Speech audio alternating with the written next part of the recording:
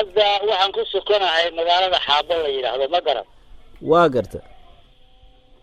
markabkiina meel bishiyada ah buu joogaa la qabsaday waa garta nimankii waxa weeyaan qabsadana waa dul saaran yihiin inta waxa loo dheer saaka waxa lagu soo waabariistay ciidamo fara badan oo saarasoo ma garata oo suuqyo dheereeyo wata waa garta iyaguna martida bisheeda ay joogaan oo waa la isu jeetaa waa garta rafsaabka gobolka ayaa soo raacay marka isagu waa ka soo degay magaalada loogu yimi xuboodkii la siiyay annaguna hore waa u haynay hadda saacada aan kula hadlay shir baan ka soo baxay dhammaan waxgaradkii iyo xuqaashii iyo odayaashii iyo ciidankii wixii deegaanka maamulkiisa ahaa shir baanu ku jiraa waa garta shirkaasu marka wuxuu ku saabsan yahay balqaabkii aanu u wajihi lahayn haddaanu cid u codsan lahayn oo horan lahayn warwaaxa kan wacitaan uma hayne waa idinkaa iyo haddii aanu anagu iyo ciidankayaga iyo odayaasha iyo maamulkooda ku fillaan lahayn oo arrintaa kale furdaamin lahayn waa garta kolley shixaalku si kastaba ha ahaadee waxay nagaga go-an tahay arrintaa inaanaan isdaawan ilaa inta gobolku ka dhacayo aan dhinac u kala dhacno waayahay ma la hadasheen ayaga kooxdan haysata ee markabka haddeer ayaanu cid aan rabnaa abaabulka aanu ku jiraa inaanu cid u diro waayahay marka maxay yihiin tilaabooyinka aad isleedihiin ku wajaha xaaladan si loo xaliyo marka koobaad waxa weeyaan waxaanu ku xalinaynaa waa la hadlaynaa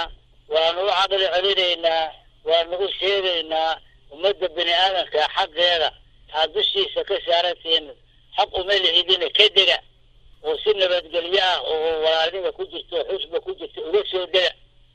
baanu marka horeeta ku balaabayna waa garta hadday taasu naga suurto geli weydana wixii kale oo aanu uga maarmi weyno ayaanu ku tallaabsanayna ma garan odayaasha iyo waxgaradka haddii aad la shidhay maxay kuu sheegeen ayagu magaalada dumar rag odayaal waxgarad dhammaan waa la kacsan yahay jadood baaba lagu jiraaba ma garata waa garta buuq xun baa taagan arrintaa darteeda sida looga xun yahay marka hadda wixii waxgaradka ahaa baanu isugu yareen keliya annagaanana ka warsugaya qaabka aanu u wajihi lahayn keliya baanu isweydiinaynaa laakiin ummaddu madaxaa ka go-an nin aqbali karaa ma jirto waxa kale iyo wax la qaadan karo toona maaha le waayahay guddoomiye marka bal markabkan iyo axwaashiisa wax faahfaahina naga siin kartaa wax buuran oo sidaas u dhamaayo markabka calan imaaraadka uu sitaa baa laleeyahay dadka saaran dad dhowr qolay isugu jiraan baa laleeyahay